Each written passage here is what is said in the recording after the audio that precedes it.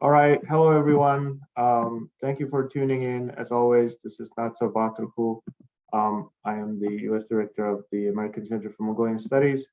And today we have a really interesting lecture by Dr. Paul Shore.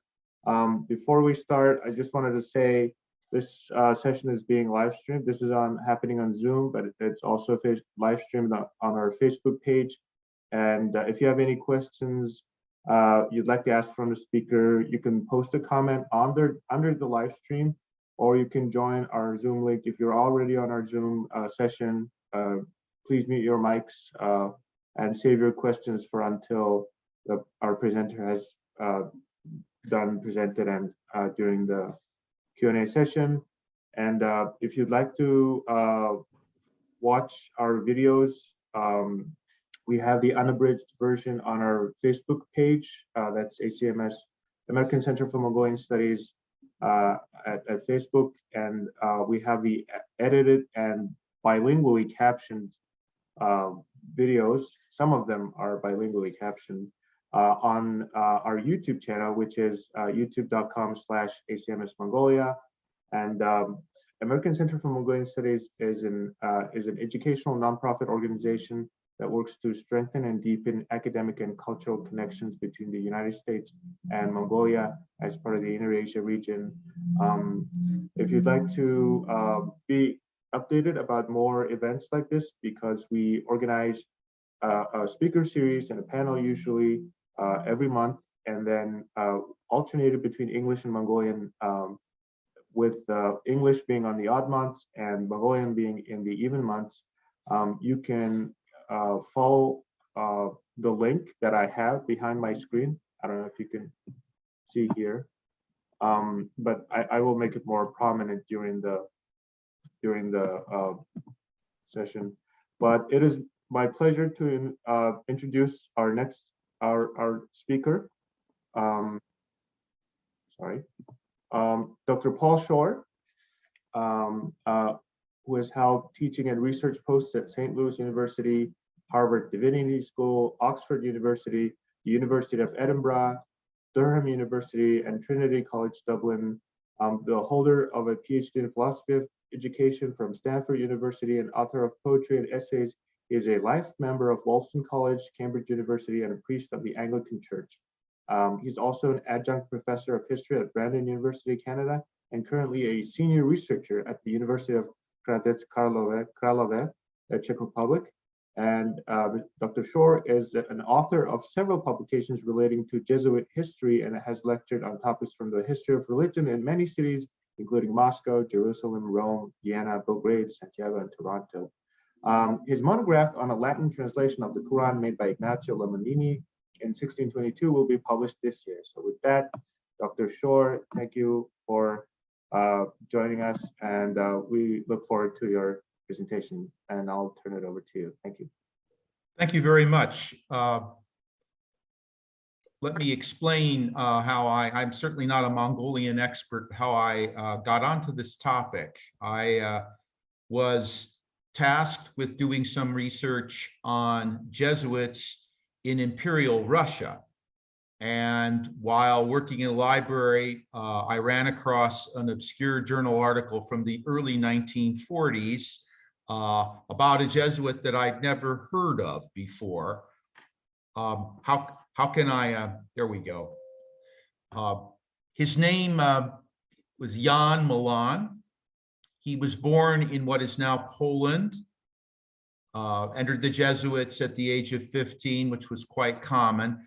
Our story gets interesting when around the year 1697, he arrives incognito in Russia using one or possibly two pseudonyms. This was the time of Peter the Great, and the Jesuits were often hanging by a thread, and in fact would be expelled during Peter's reign. In the year of 1700, Jan Milan made a trip to the Kalmyk Khanate in the south, around the Sea of Azov and east. And we know that he made at least two other trips. By 1720, the Jesuits had gotten in trouble with Peter the Great. They were kicked out.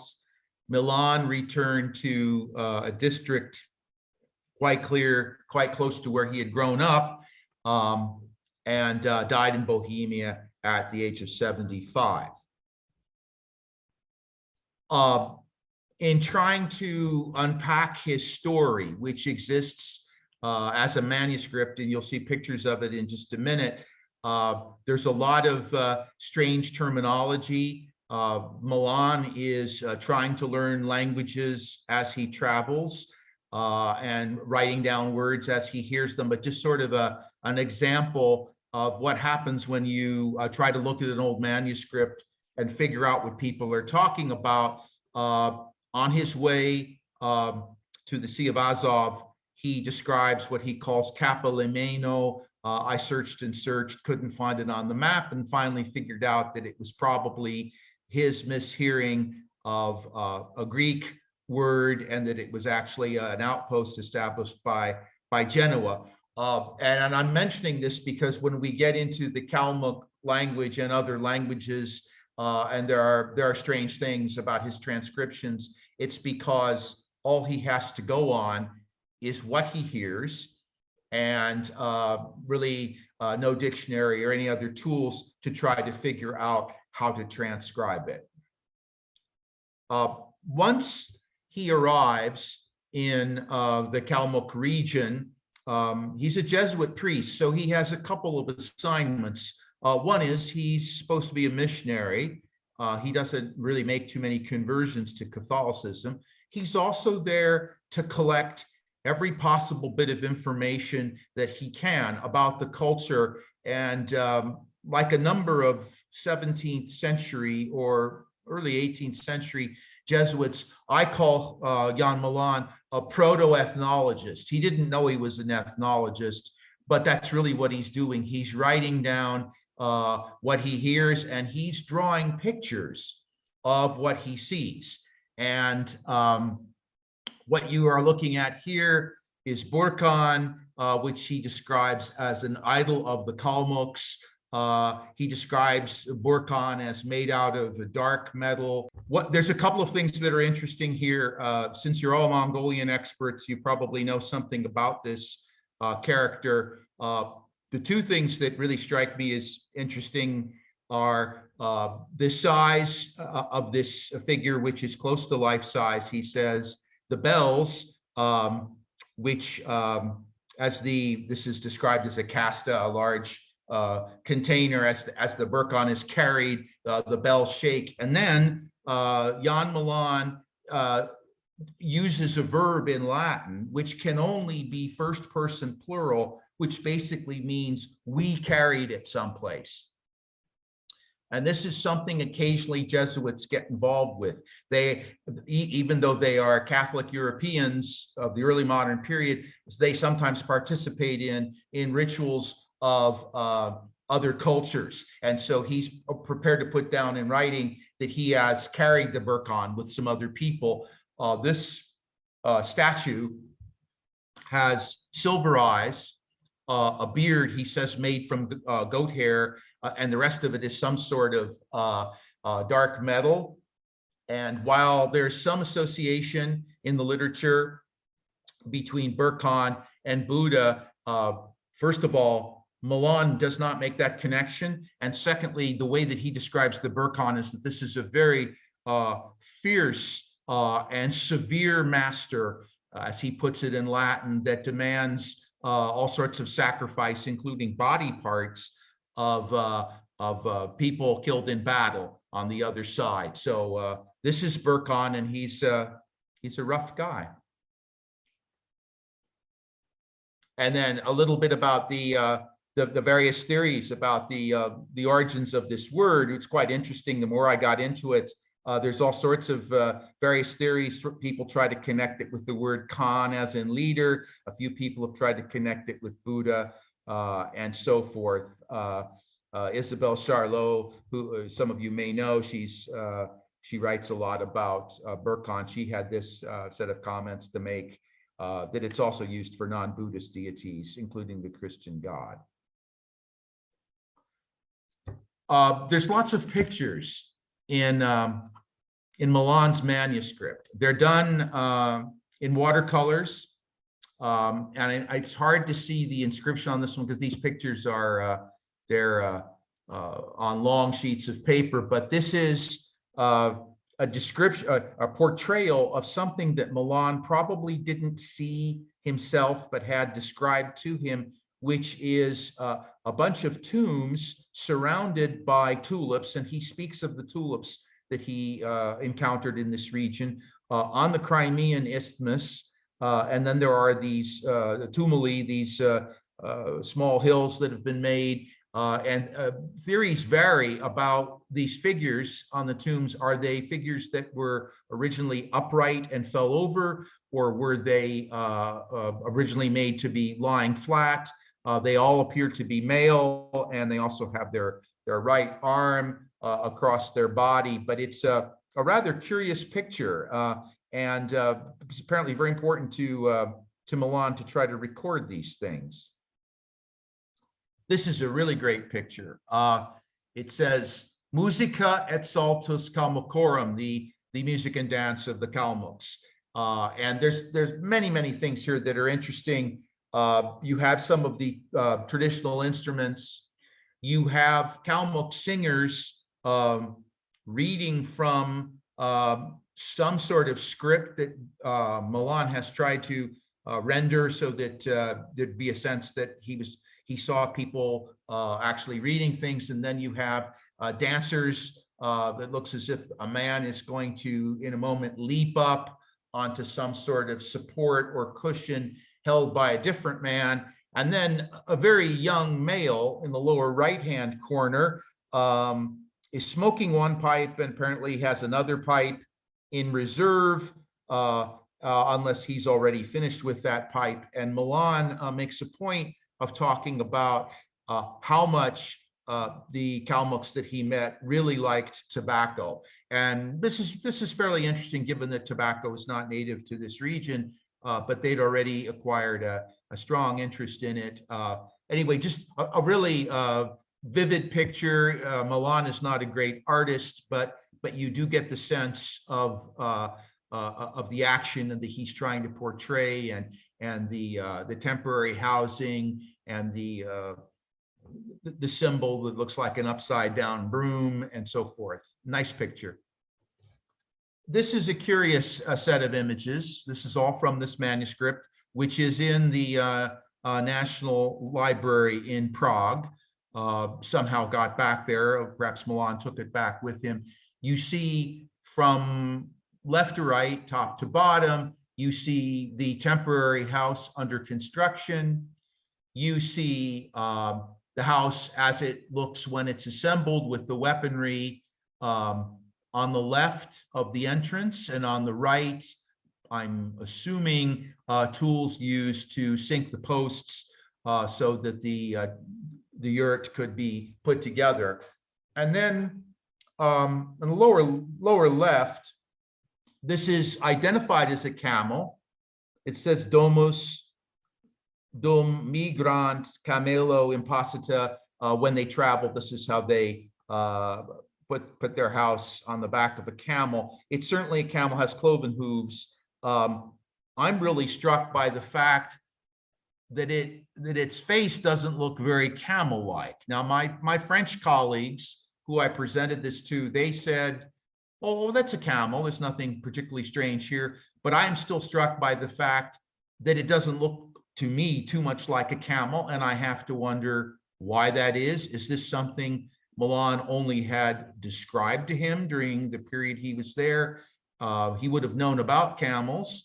Why doesn't it look more like a camel? Kind of a curious thing. And then the lower right picture, facies domus interior, it's a sort of typical Jesuit work of art where you have a view of the inside of where they're living. There's a child on the ground. There's some sort of fowl being roasted on a portable spit. Again, you see the framework of the house, and which is very typical with Baroque art. There's a figure in the background gesturing, a fire in the middle, the smoke going up through the smoke hole at the top.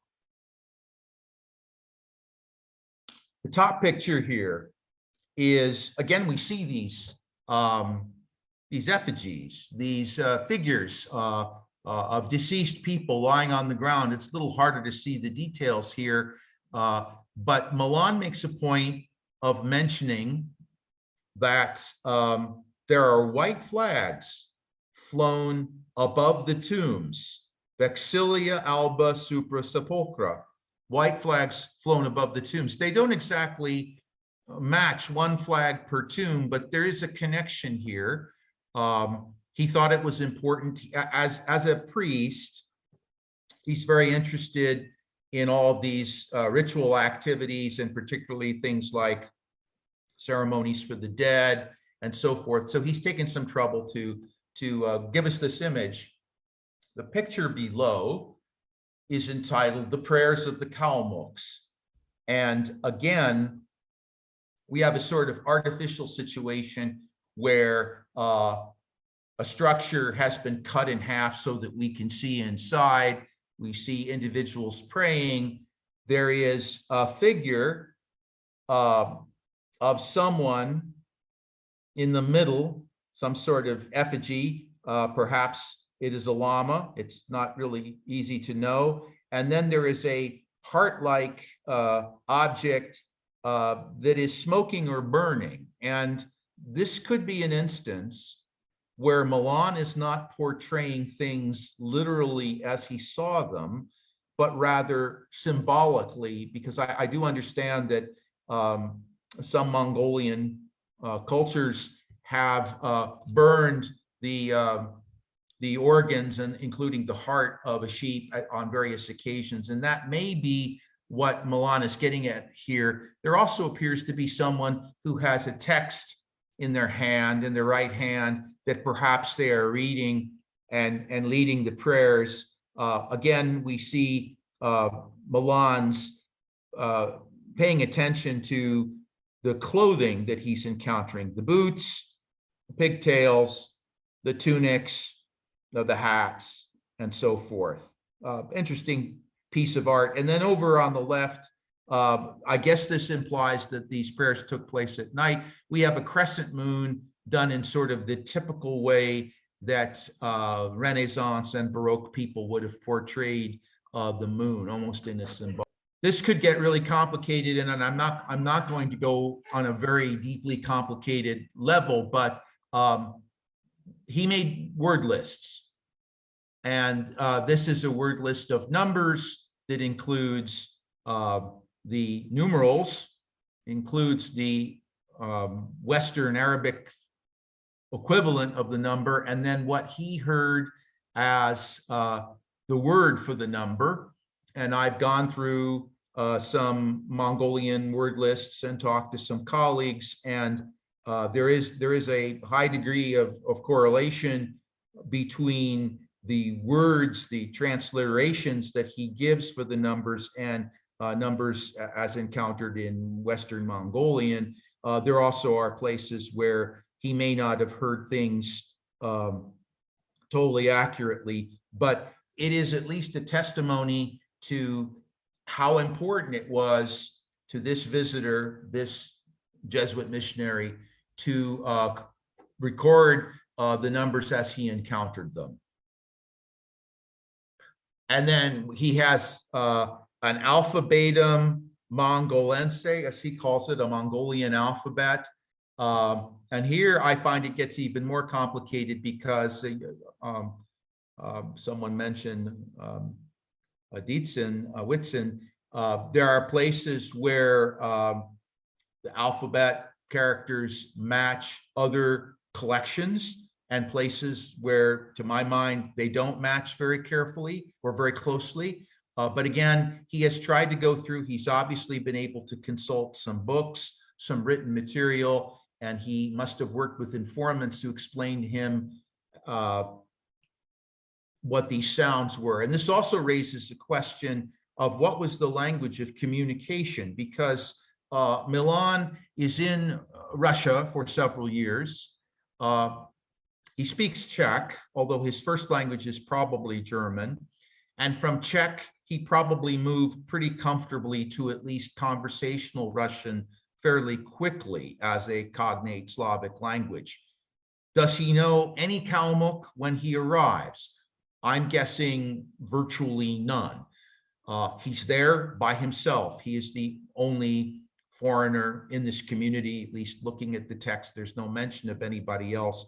So to start with, he needs to work through informants who can communicate with him in probably Russian. I don't know that Turkish is coming into play at all. And then from there, they can explain what these other words mean and try to clarify these sounds. That means that, like many early Jesuit missionaries, he's very, very dependent on his informant on all levels, everything from phonology up through grasping more abstract ideas.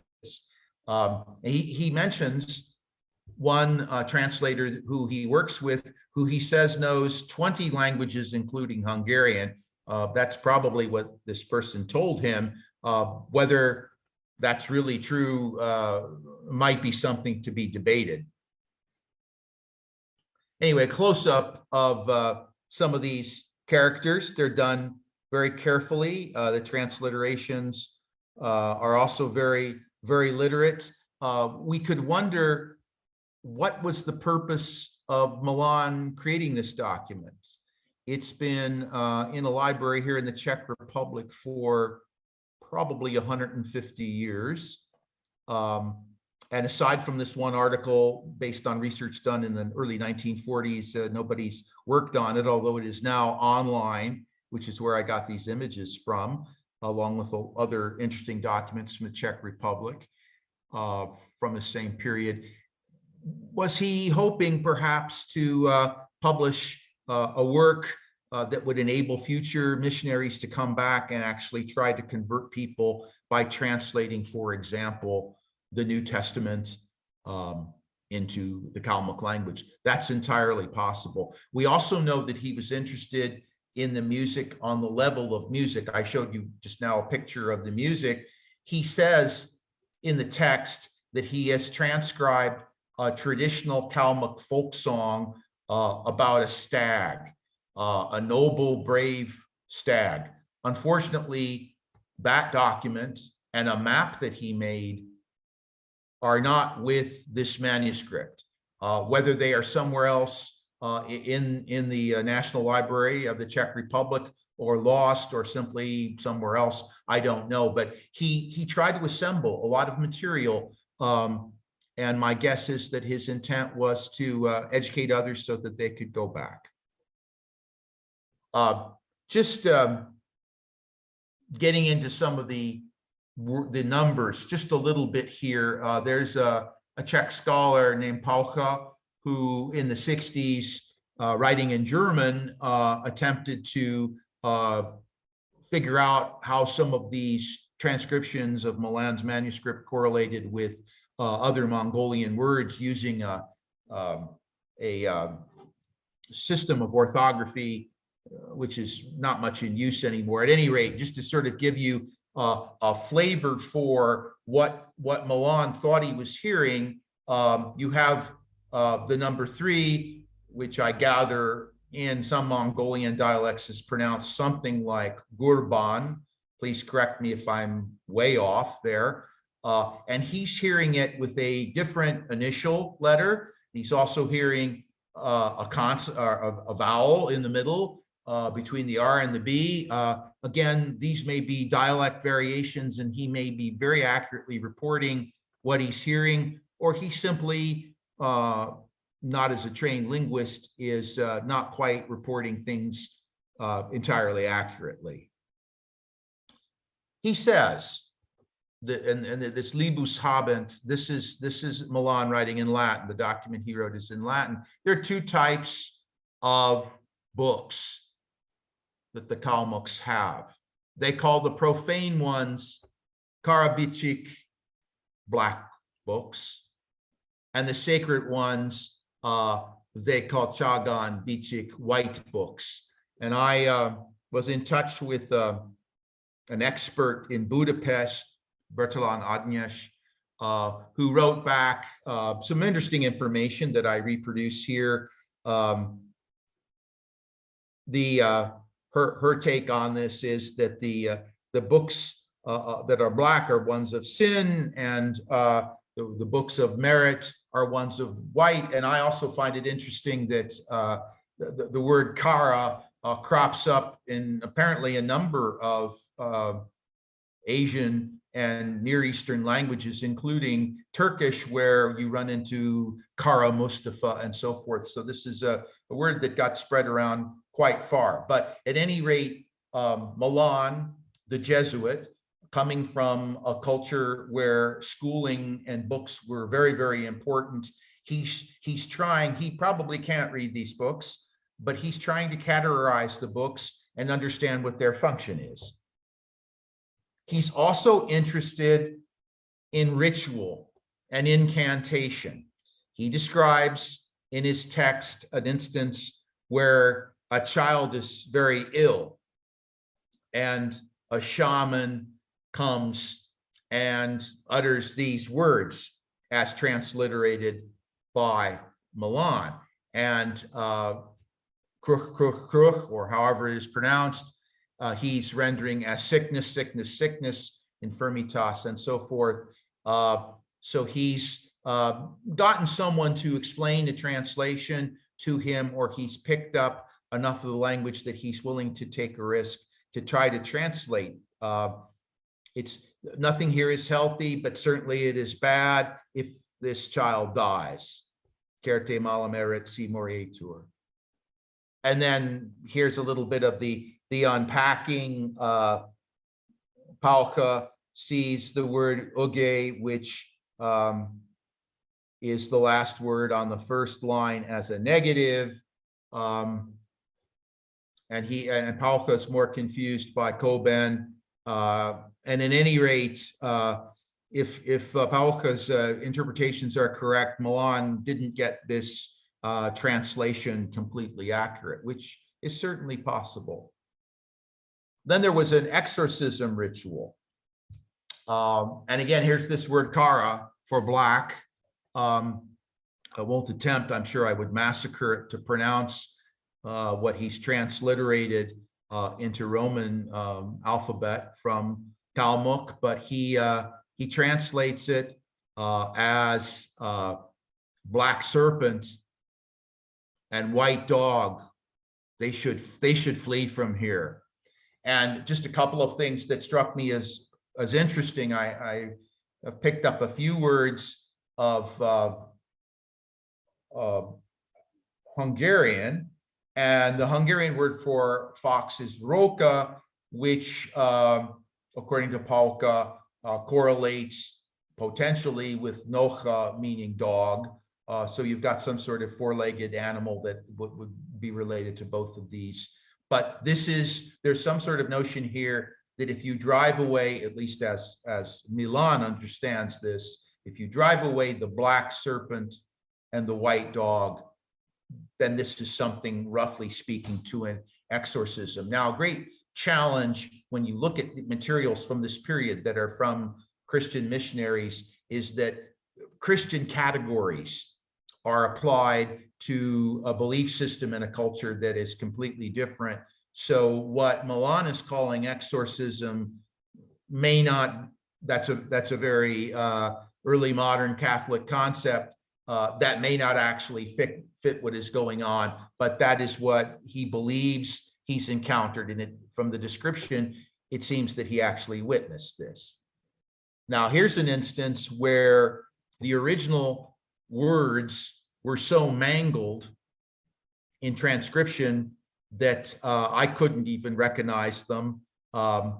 There's a very famous mantra coming out of Sanskrit originally, which Milan adds a rough breathing CH.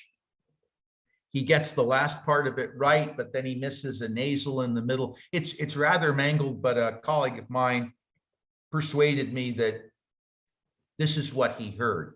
And this also raises another question, which is to what degree is Milan encountering a culture that is really deriving some of its vocabulary from Buddhism. They clearly know about lamas. They talk about lamas. They know that lamas live in a distant mountainous place, which they describe lamas as living for a very, very long time and so forth. So there is a connection to some Buddhist belief and vocabulary, but how far that actually goes in practice is not clear, and nowhere in this manuscript does Milan actually allude to Buddhism. And Jesuit missionaries knew about Buddhism because they had been in Japan and China by this point. Okay, now just a couple other things here. Milan says that there was a gathering of traders. Oh, wait a minute here. I think this is the one I wanted. Yes. And that among the people who came to visit were people who spoke Mordvin. And he wrote down a prayer as he understood it in the Mordvin language.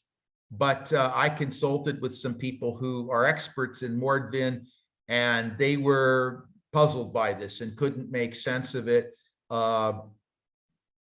in either of the rather common Erzia or Moksha forms of Mordvin. So either Milan got the source language wrong, which is possible, or he transcribed this so far from what is identifiable that it can't really be tied in. But wherever he encounters new languages, he at least tries to make that connection as best he can. To come back to something less exotic, in 1683, Ottoman forces besieged the city of Vienna, the capital of the Habsburg Rome's, of which Milan was a subject. And although they were defeated and driven off, they took captives with them. And Milan describes meeting men and women who'd been held captive for 17 years, from 1683 to 1700, in Crimean Tatary. And they came forward and probably conversing in German and said, please go back and tell my family and my neighbors, and then they would name villages around Vienna, that I'm still alive and so forth. This is rather poignant account of people finally running into someone that they can tell their story to. He also mentions that many of the female captives have converted to either Islam or the Russian Orthodox Church. But just a little anecdote of how far people had been taken. Looking at details, Lomellini is very interested in the seals that Kalmyk leaders are using on their writing, and he tries again to equate them with European seals. He sees animals on them and so on. And this was a picture that I found of a seal and some inscription that is probably quite similar to what Milan had encountered. And again, this is an instance of Milan seeing something that maybe he hasn't seen before, but he's trying to put it into a context where Western Europeans, presumably the intended audience of what he's writing, will be able to make some sense of it. All right, a few conclusions, because I know we got a late start, and I do want to leave some time for questions. This is a document that went into oblivion after Milan wrote it, and it somehow got back to Central Europe. That is probably because there was no copy made and sent off to Jesuit headquarters in Rome. Things that got sent off to Jesuit headquarters in Rome have been preserved, and they often end up in books because people like me go to Jesuit headquarters in Rome and do research and find things. So this is an instance, and there are other instances of a document that perhaps never reached its destination, and Milan is chased out of Russia in 1720, possibly in quite a hurry, and perhaps attending to the promotion of this document simply isn't something that he has time or capability to promote. I've already referred to Milan as a proto-ethnologist. I'd also like to just add in his behalf, he's a self-trained person. He's a man of his time with biases and so forth.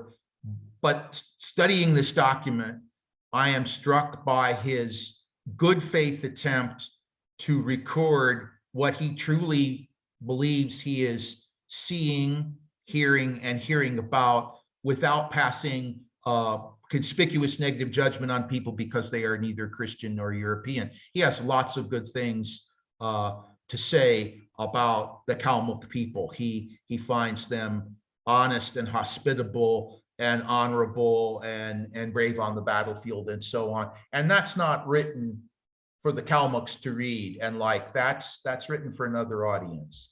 And this attempt not to be biased in terms of reporting about unknown groups of people is a characteristic of 18th century Jesuits. And I'll just mention Lafitau, a Frenchman, and Adam Franciszek Kolar, a Slovak, who they're priests, they're Jesuits, but they really, really try to record what they've encountered and to not use it to tell a story where there's obviously a hero and a villain, and not use it in a way to denigrate other groups. And as such, whether intending to or not, they really end up being the founders, I think, of the ethnological culture of the 19th century. And I think I will pull up short here so that we at least have some time for questions. But thank you for your attention, and I'm sorry that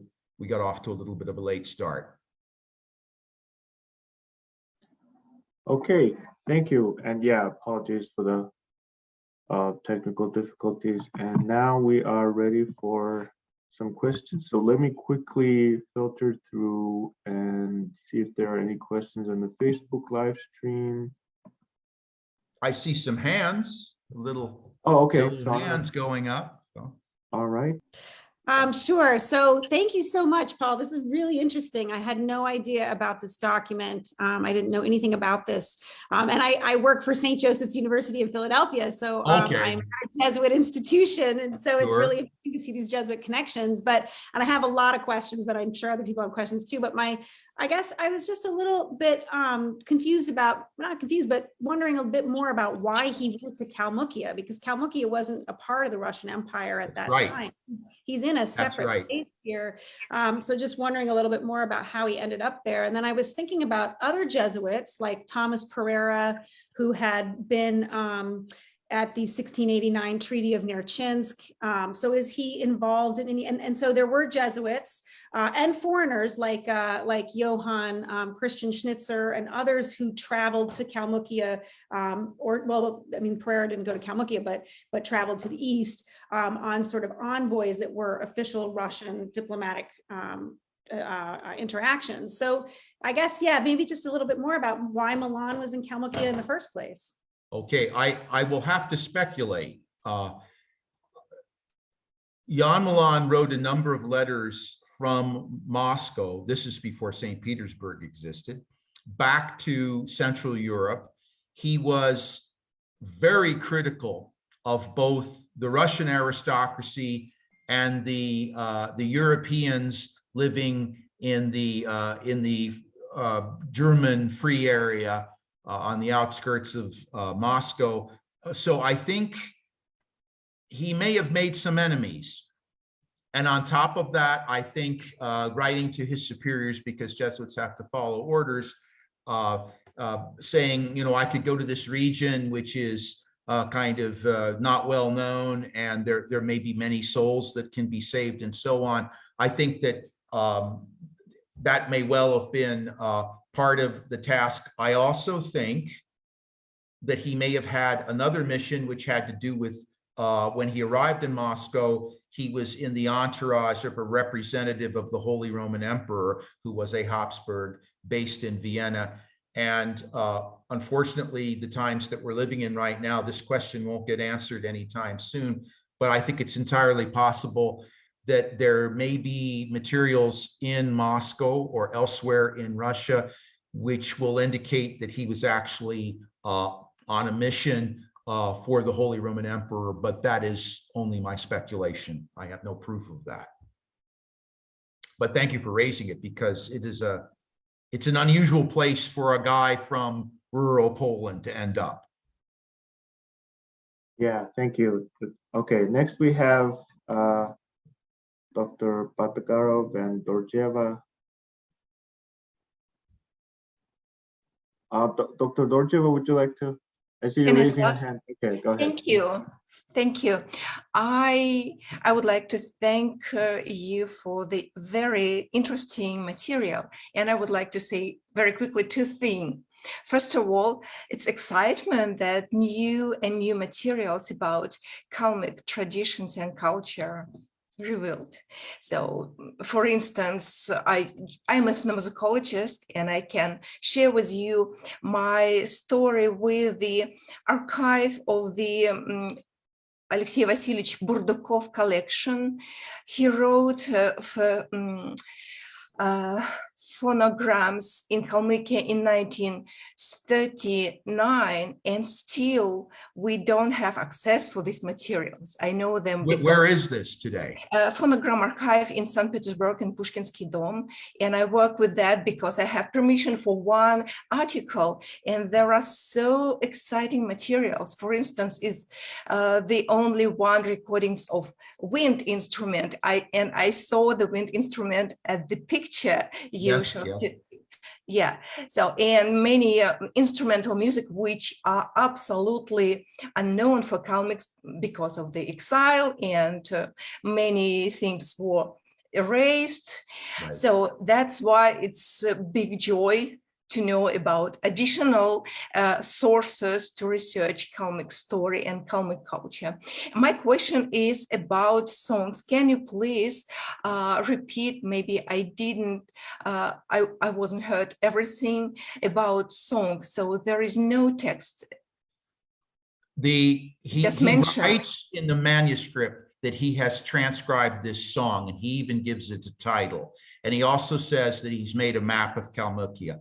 These documents are not with the document that I've looked at. Now, my experience from archives, probably yours too, is that they may still be there someplace, but they're filed under a different name. They've been bound in a different book because maybe they weren't signed and the handwriting wasn't recognized, or they may have been lost. But yes, you know, Jesuits in the 18th century are extremely interested in music. They use it as their missionizing skill in South America and Philippines and many other places.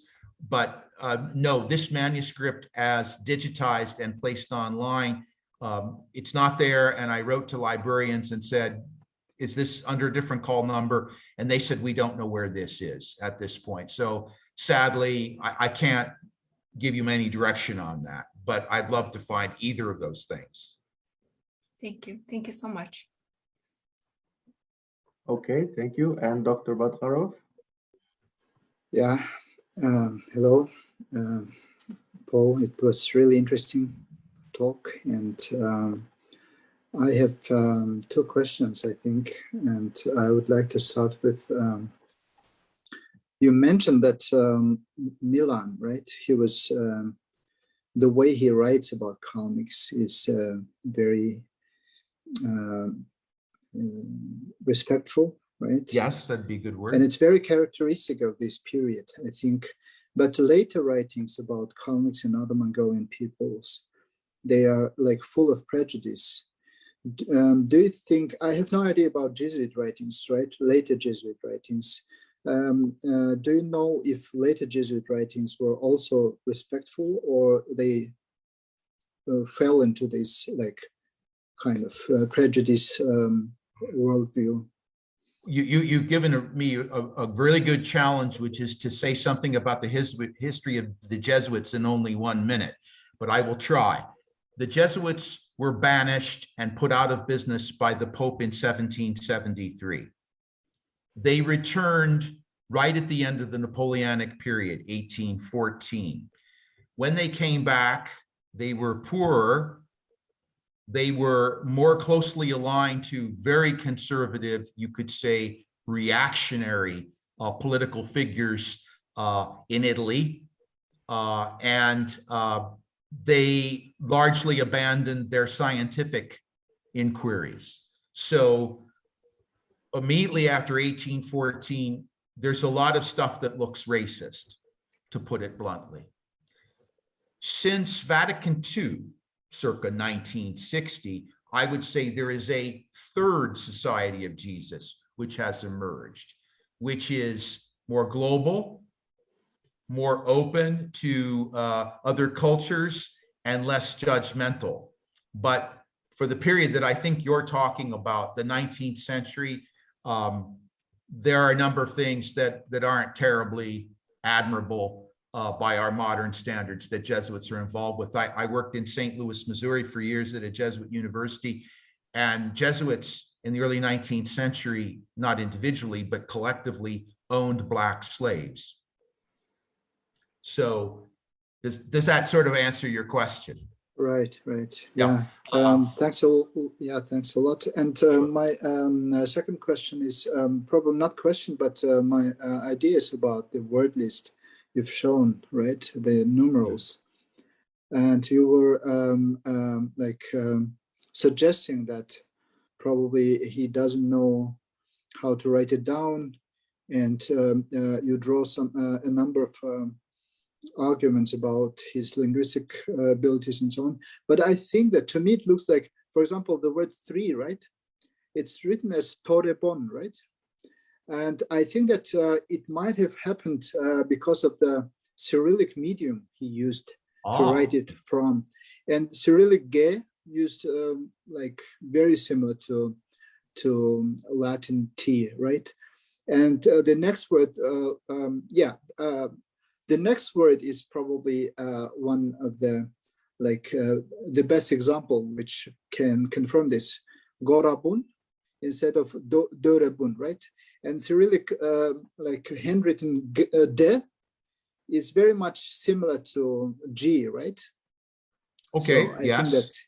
So I think that might have been a source of confusion. Do you think that his informant is writing things down using a Cyrillic alphabet?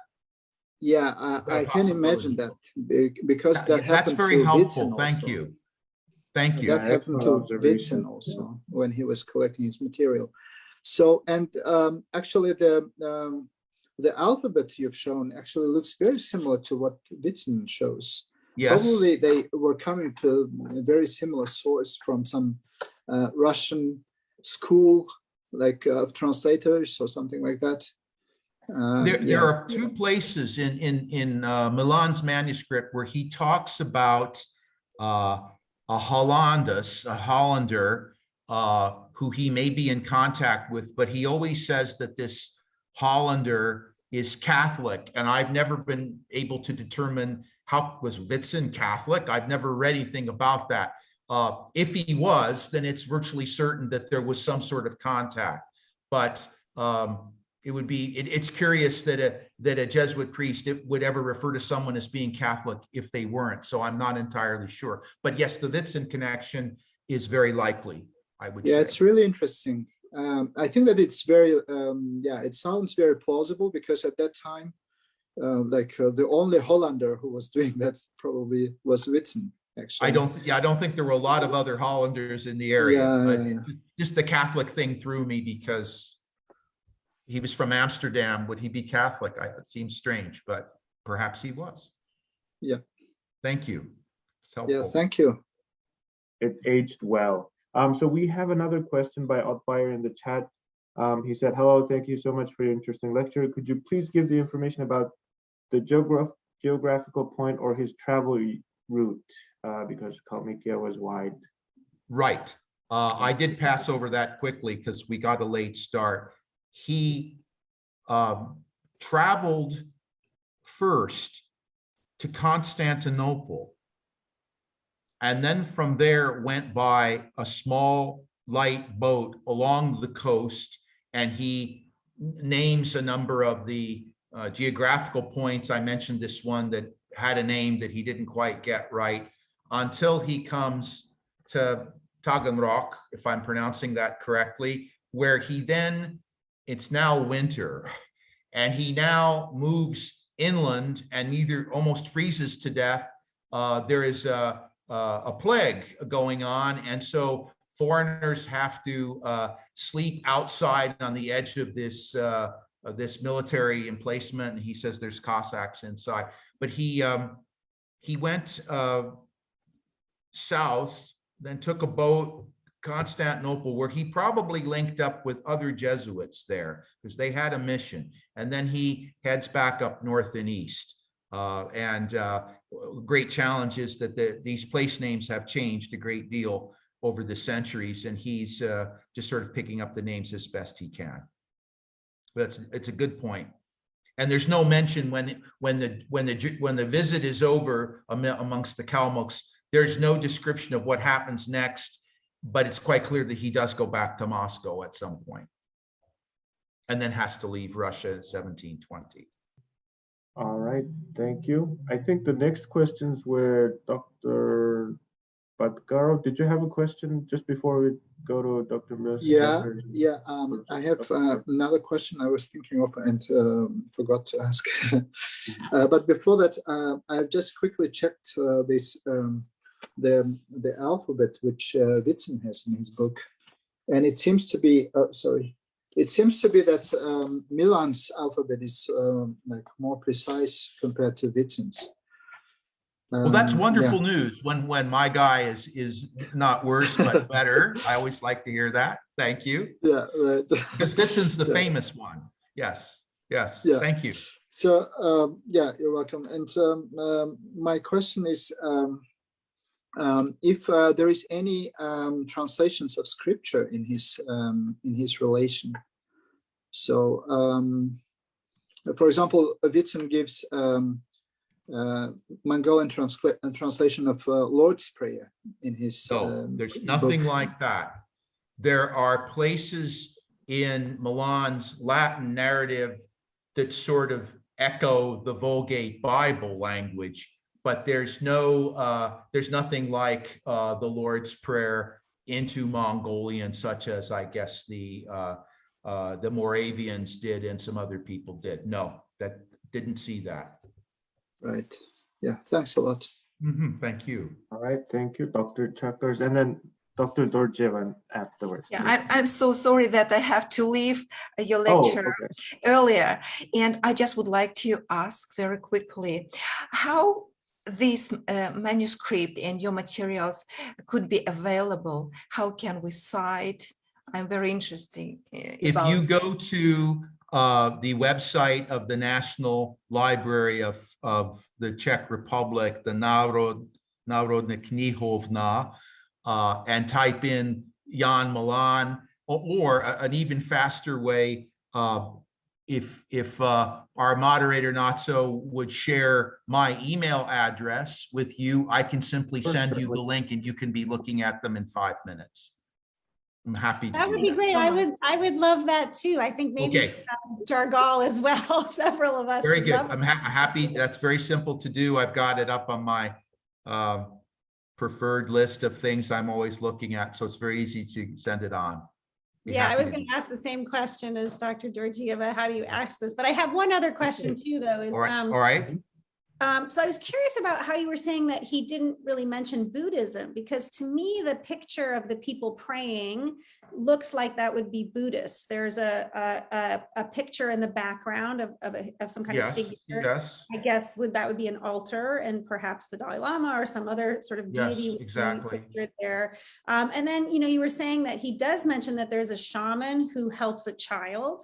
Do you think it's possible that he was mixing shamanism and Buddhism and not necessarily understanding what was, because there are a lot, because of course the Mongols, all Mongol peoples brought a lot of shamanism into their practice of Buddhism. So it could be that he was confused, or any thoughts? My on short that? answer is yes. I think there is a good deal of mixing. Jesuits knew of Buddhism, but what they often knew was from school plays and sermons preached about the Jesuits who were crucified in Nagasaki in Japan in the early 17th century. And I can see how Milan might not make that connection, or he might be very confused about it. But he uses the word Lama, so he knows about that. But he does not use any word for Buddhism, even though he refers to Mohammedanism and he refers to Ruthenic Christianity, which would be Russian Orthodox. So there's a deliberate exclusion of that term. And he may well be confused. That would be a pretty good guess. Well, thank you so much. I just want Thank to you. say this was really No, enjoyable. it's my pleasure. Glad we My got to pleasure. see this. Yeah, okay. Well, thank you to our audience members, and also, of course, thank you, Dr. Shore, for this very interesting. I'm sure this will be rewatched many times, at least by me. I greatly enjoyed the small details of the Mongolian phrases of the Kalmyks. And there will be a couple of publications coming out. They're behind schedule because of COVID and other problems in the world, but we're going to get to that. And not so if you simply provide, what I can do is I can send you the link, and you can send it to our colleagues, or I can write to them individually, however, but that's very easy to do. Sure. Yeah, actually, I was just gonna share your email in the chat, if that's That's okay. great. I'd be happy with that. Okay. That'd be great. You can I have also provide- one final question, if it's possible. Mhm.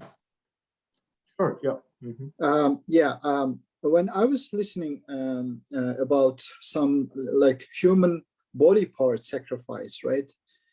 I recalled Evliya Çelebi, you know, this Turkish Armenian traveler in 17th century. He also happened to visit Kalmyks, and then he related that Kalmyks actually were eating human flesh and so on. So I wonder if it's somehow connected, right? So this human sacrifice and so on. Did you have an impression that it was kind of misunderstanding, or probably like a joke from the Kalmyk side? It's possible. Milan sees food being placed in Burkhan's mouth, and he's disgusted by that. And he also sees these body parts. But as is so often the case with missionaries in a different culture, Milan may not really be able to judge what his hosts are up to, and they might be messing with him a little bit. It is possible. He makes no allusion to cannibalism, which was, of course, a very big topic for writers at this time in history. But yeah, that's possible as well. Yeah, thanks. Thank you. Yeah, thank you very much. It was really interesting. I really enjoyed My it. pleasure. And I will write an email to you. Okay. Very Thank good. you. Yeah. All right. Yeah. Especially just given the timeline of what was happening with Manchuria, Yes. and how they were chasing the Kalmyks. It's just fascinating to give the other side what was happening on the other side, or with the civilian population. So. Yes, yes, Sorry, and go the ahead. idea that the Kalmyks had only been there about 70 or 80 years, having moved west, and that there are people that Milan may have met who may even have been born far to the east years before. It wasn't that much earlier, and that's very interesting too. Oh yeah. All right. Yeah. Thank you so much. So we'll wrap this up, and I've shared Dr. Shore's email. I think we can also put it at the end of the text of the Facebook live stream post as well. And just let me know if you want the link. Just drop me a line. Yes. Yeah. Yeah. yeah, I can also add that link to the video post as well. Okay, so thank you very much, and Thank have a you. good day. Have a good night, You too. Okay. y'all. Bye now. Yeah, thank Bye-bye. you. Bye. Thank you. Bye. Bye-bye.